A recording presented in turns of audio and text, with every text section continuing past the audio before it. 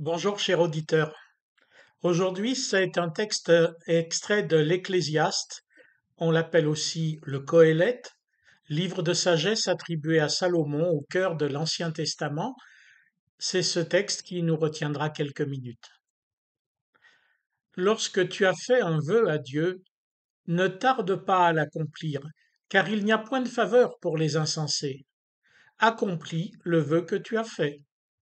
Mieux vaut pour toi ne pas faire de vœu que d'en faire un sans l'accomplir.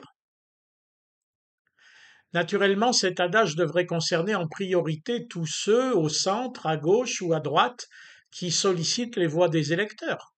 Ne sommes-nous pas à nouveau en période propice à des vœux, des promesses, des projets qui ne seront pas tenus? Pourtant, on y croit. Puissent les futurs élus y croire aussi. Mais c'est aussi d'abord pour nous que ce texte a été écrit. Il comporte deux versets, deux parties. Tout d'abord, lorsque tu as fait un vœu à Dieu. La religion étant bien ancrée au cœur des humains, bien souvent nous faisons de tels vœux, nous promettons à Dieu quelque action ou quelque don généralement d'importance. C'est alors souvent en guise de paiement que nous faisons de telles promesses. Nous demandons quelque chose à Dieu et en échange, nous lui promettons quelque chose d'autre, un sacrifice qui, s'il est de reconnaissance, n'en est pas moins un. Alors, il faut tenir. Il y a un exemple horrible dans la Bible. Jephthé avait voué en sacrifice la première personne de chez lui qu'il rencontrerait s'il rentrait victorieux du combat. Or ce fut sa fille unique. La morale n'est pas que Dieu accepte des sacrifices monstrueux.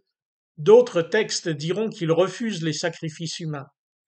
La morale, c'est qu'il ne faut pas faire des vœux stupides à Dieu.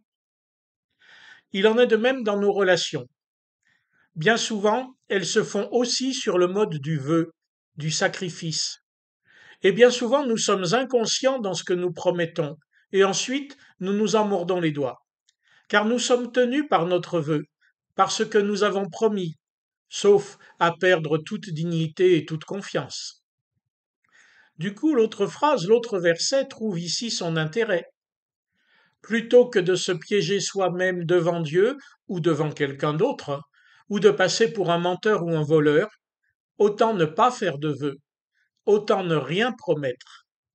Car alors, ce n'est plus ce que j'ai de matériel ou de moral qui comptera dans la relation, mais ce que je suis.